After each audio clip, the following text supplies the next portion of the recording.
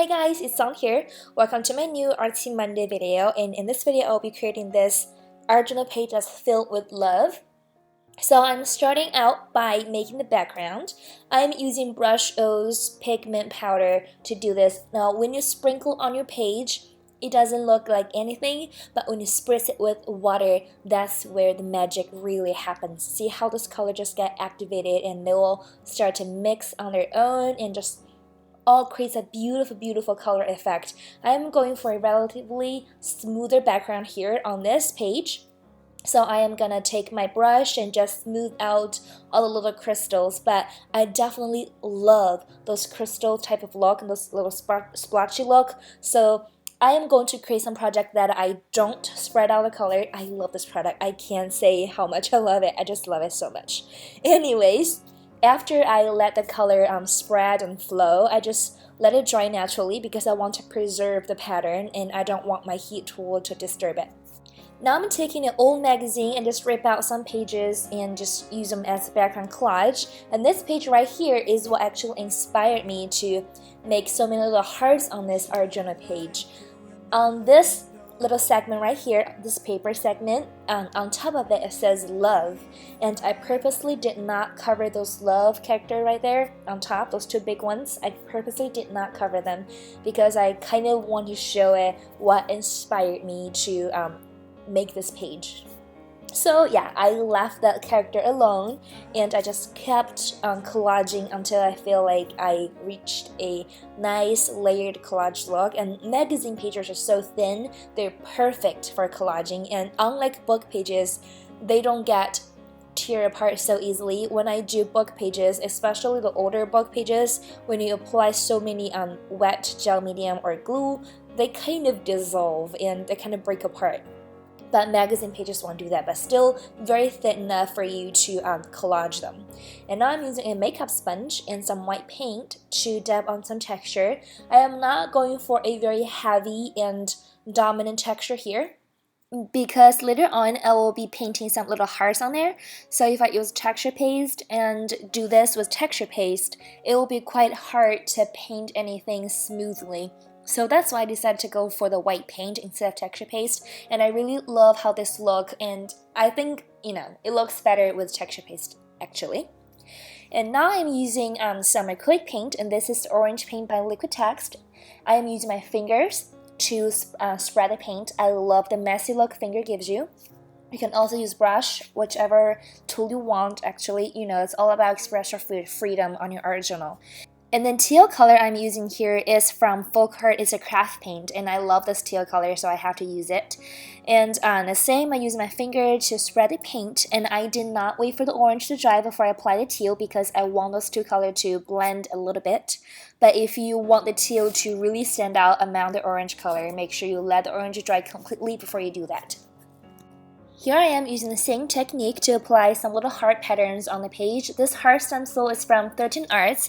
I got it from Fly Unicorn a while back and I just tucked away in my stash.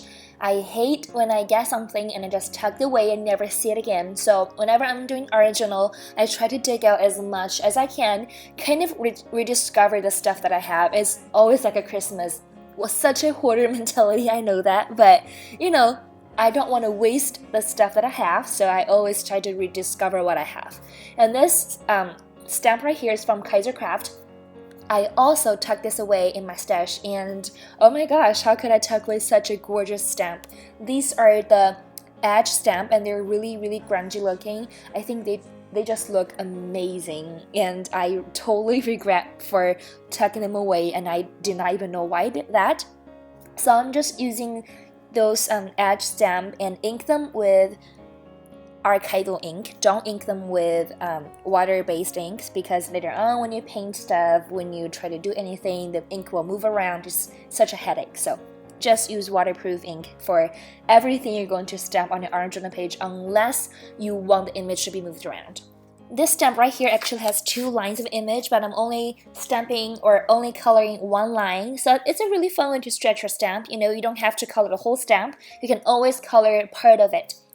This gold palette right here is from Finetec, and it's by far my favorite gold watercolor palettes. I have not yet found a gold color or gold watercolor that's better than this. So I'm actually hoarding them. I'm trying to avoid using them too much, but you know, they're so yummy, so I have to use them here. I am using different gold color. If you see me, you know, choosing paints here, I'm choosing different gold to paint on different hearts. So when you look at it in person, it has that really subtle differences between each heart, and it really adds more interest to your page. After the gold colors are dried, I will be using white gesso to map out where the hearts will go later on. Now the white gesso here has two purposes. One is, like I said, to map out where the hearts will go. And the second is to really get rid of the green or teal undertone, because when red and green mix, they will turn into neutral color, and I really don't want that. I want the red color to be very vibrant, to stand out on their own, to be very in-your-face type of red. So that's why I'm trying very hard here to get rid of the greenish undertone, and I'm painting the gesso quite thickly, and I'm using heavy gesso as well, just to get rid of any greenish undertone it will have.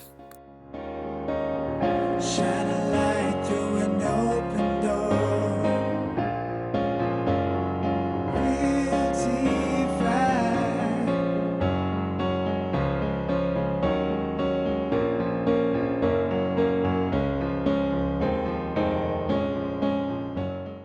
Now the white colors are dried, or the gessos are dried. I'm using a red color paint. This is acrylic paint to fill in all the red areas. This red paint right here is Dylusions red color acrylic paint. I love how vibrant this is. It's actually the only red color acrylic paint I have, and I am really satisfied with it, so I'm not going to buy a new one. I don't have a huge stack of acrylic paint, but you know, whatever I have, I think is enough for me to use on my page. I don't like to have every color of everything, because you know, I know there are some colors I'm not going to use. Here I'm using the same gold color palette, and because I have kind of covered on 2 or 3 little hearts, so I am repainting some other hearts in gold color to kind of decorate the whole page a little bit more. When I look at this page, I think the red hearts are not standing out enough. So I am using the gold paint, the gold watercolor paint, to outline every red hearts that I have on this page. Now I'm using the same technique that I used for the little hearts. I am using different color of gold to outline different hearts. It's really those tiny little details on ArtSY page makes me happy, so that's why I am doing those kind of little things that don't even make a huge difference. You also, my cat just suddenly jumps on my table really soon, and it really scared the poo-poo out of me because I was not expecting her to jump on my table. So yeah, that's it. That's the page. I really hope you like this video and like this process. If you're enjoying this ArtSY page, please give a thumbs up and comment, and check out my blog for more details and detailed photo. And I'll talk to you later. Bye! Mwah.